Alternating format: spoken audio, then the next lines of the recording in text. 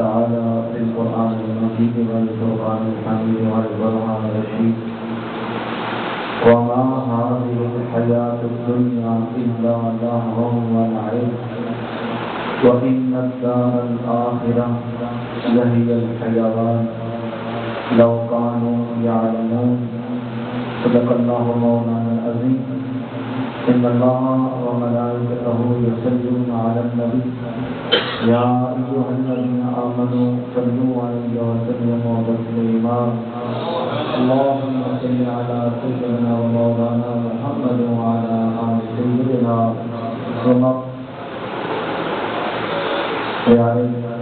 أسد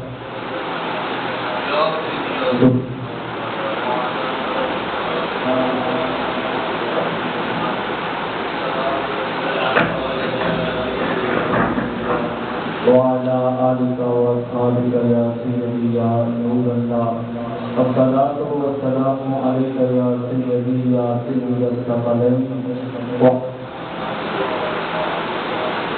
يا جد الحسن والحسين الصلاة والسلام عليك يا سيدي يا شفيع المذنبين وعلى آلك وأصحابك يا سيدي يا رحمة للعالمين تیری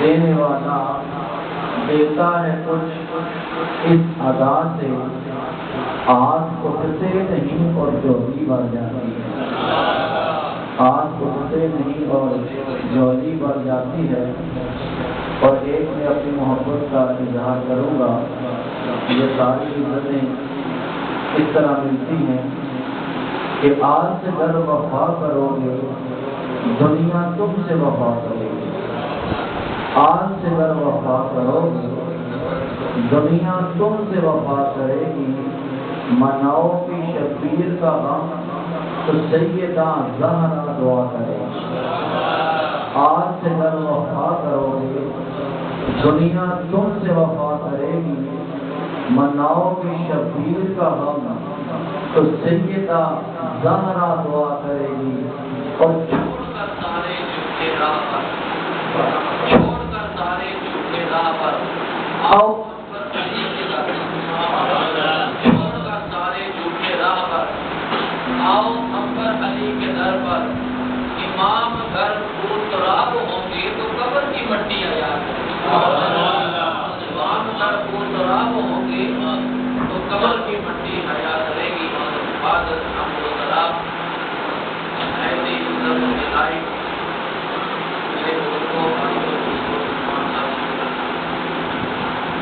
آج کی یہ خوبصورت تقریبات محترم المقام جناب قاضی مسعود اقبال صاحب نے اللہ تعالیٰ کی بارگاہ میں نذرانہ شکر اور بارگاہ مصطفیٰ صلی اللہ تعالیٰ علیہ وسلم میں نذرانہ عقیدت پیش کرنے کے لیے اس محفل کا انتظار کیا جو اللہ تعالیٰ نے انہیں اپنے پیارے محبوب کی محبت کا صدقہ اور سرکار کے میلاد کا صدقہ یہ جو انہیں عظیم نعمت عطا فرمائی اس حوالے سے انہوں نے اللہ کے کلام اور مصطفیٰ کریم علیہ السلام کی ذات میں درود و سلام سے اس گھر میں محفل منعقد کر کے اللہ کا شکر ادا کرنے کے لیے ہم سب کو بھی اکٹھا کیا اللہ تعالیٰ کی حضور دعا ہے کہ رب کائنات اس گھر کے اندر خیر و برکت کا نزول فرمائے اور اللہ اپنی رحمتوں کا نزول فرمائے اور کملی والے کے فیضان کی جاری ساری فرمائے آتے محترم وقت مختصر ہے اور میں 2-4 باتیں عرض کر کے اللہ تعالیٰ نے قرآن کریم فرقان حمید میں ارشاد فرمایا کہ میرے بندے میری بارگاہ میں تو دعا جب کیا کرے تو یوں التجا کیا کر ربنا آتنا فی الدنیا حسنہ، کہ اے ہمارے رب تو ہمیں عطا فرما ایسی دنیا اچھی دنیا اور پھر آخرت حسنہ، اور فرمایا کہ جب تو رب سے دعا مانگے تو پھر اچھی آخرت کی دعا بھی مانگا کرے۔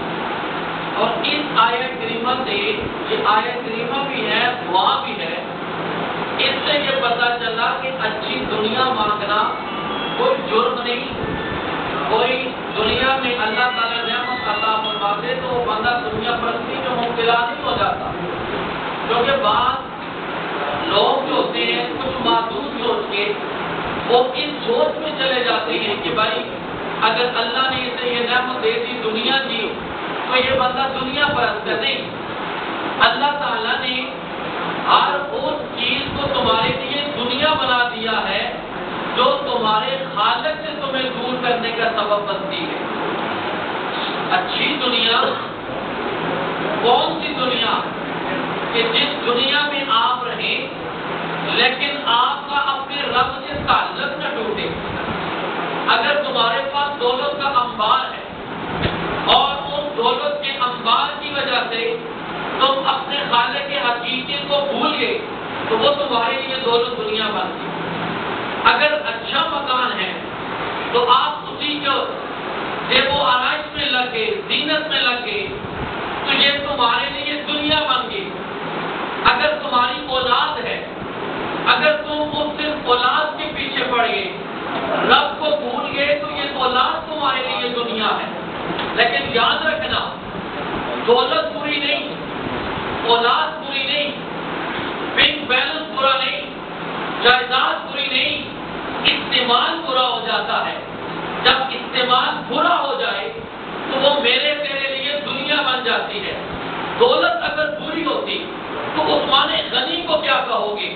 وہ عثمان غنی کہ جن کے پاس دولت اتنی تھی، میرے مصطفیٰ نے ارشاد فرمایا، اعلان فرمایا، کون ہے جو ساز و سامان دے گا جنگ کے لیے، میں انہیں جنت کی خوشخبری دیتا ہوں۔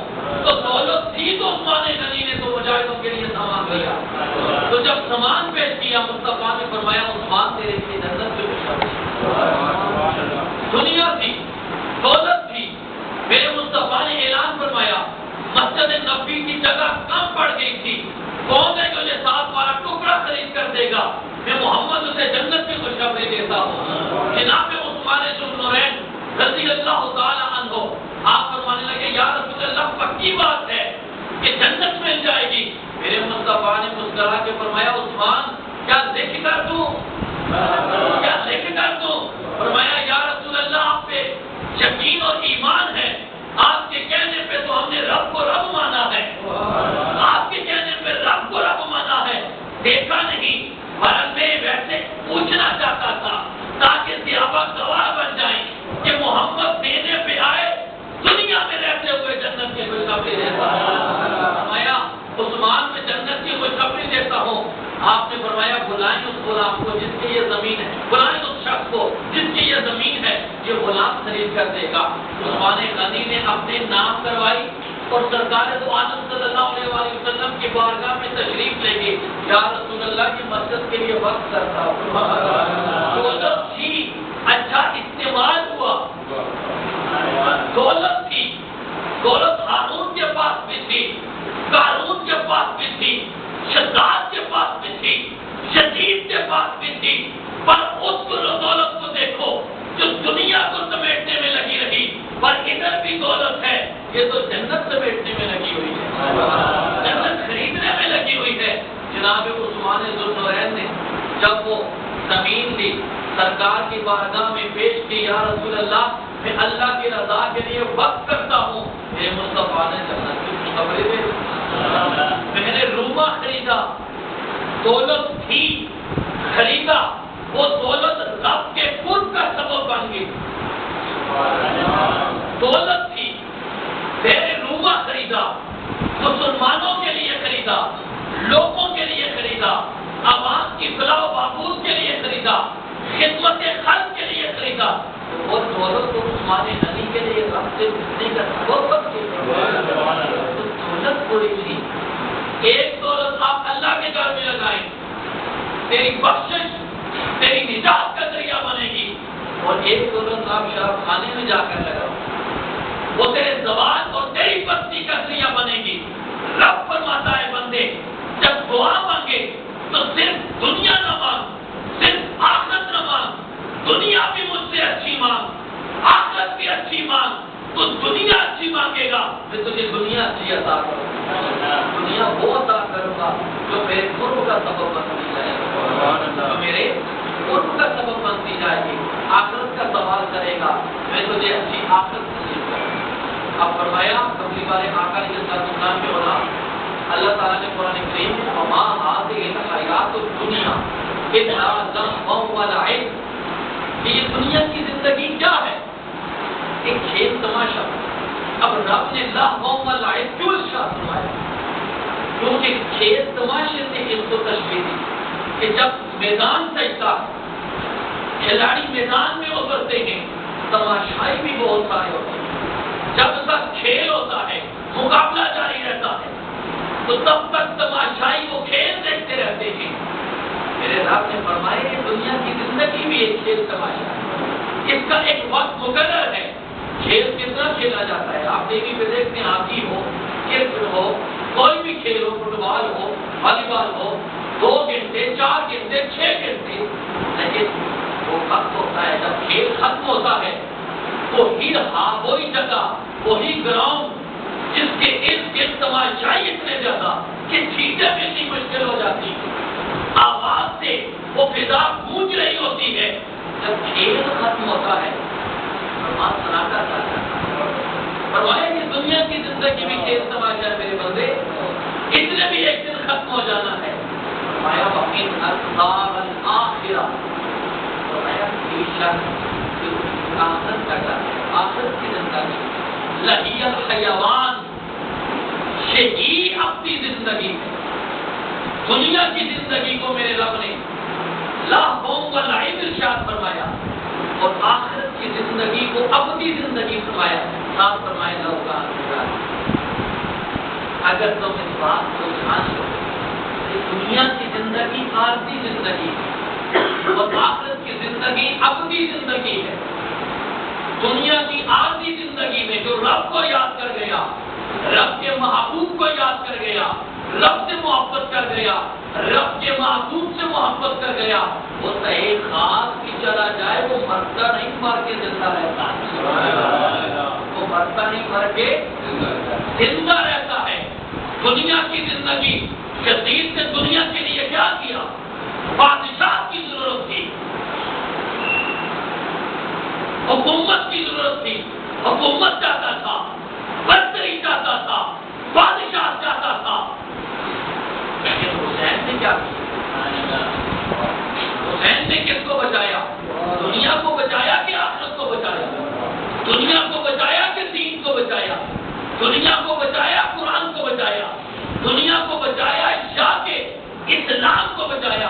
اسی لیے شاہ کو کہتا ہے افضل ہے کل جہاں میں کرانا حسین، نبیوں کا تاجدار ہے نانا حسین کا، اور ایک پل کسی حکومت یزید کی، صدیاں حسین کی، زمانہ حسین کا، صدیاں حسین کی، زمانہ حسین کا، ایک پل کی حکومت تھی۔ وما هذه الحیات الدنیا الا لهو ولعب، اور جو کھیل تماشا کرنا چاہتا تھا کر لیا اس نے۔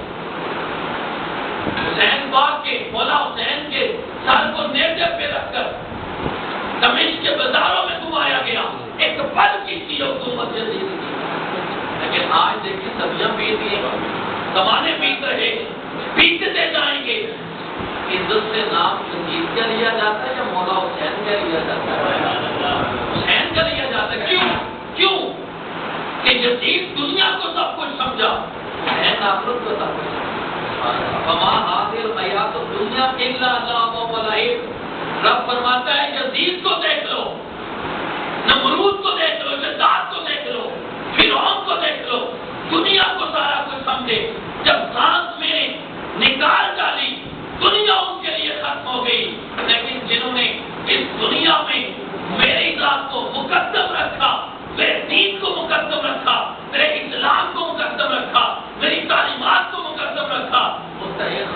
چلیں گے پر نام میں نے ان کے زندہ رکھے، میں نے نام ان کے زندہ رکھے ہیں، اور یہ قرآن کی عملی تفسیر ہے۔ وما هذه الحیات الدنیا الا لہو و لعب، یہ یزید کی زندگی، یہ دنیا کی زندگی کھیل تماشا، ختم ہو گیا کھیل تماشا۔ وَإِنَّ الدَّارَ الْآخِرَةَ لَهِيَ الْحَيَوَانُ، اور آخرت کی زندگی ہمیشہ کی زندگی۔ اب حسین آج بھی زندہ ہے، کہاں یزید اور کہاں حسین، اور حسین آج بھی زندہ ہے۔ کیوں؟ کہ جس نے اپنے رب کے نام پہ سب کچھ قربان کر دیا، رب نے اسے ہمیشہ حیات جاودانی عطا کی۔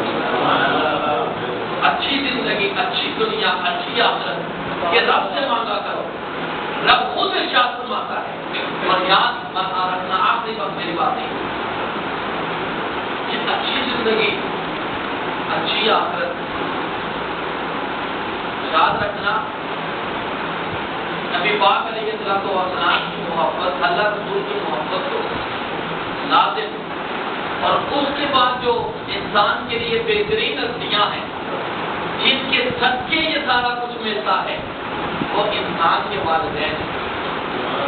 اللہ ذرا اونچا بولو نا، میں وہی لنگر کھاتا ہے تو نہیں کھا سکتا، صاحب ایک ہی پکائے تو نہیں ذرا اونچا سبحان اللہ، اللہ کے اب سبحان اللہ، دیوار گواہ بن جائیں، قیامت کو ایک ایک چیز گواہی دے گی۔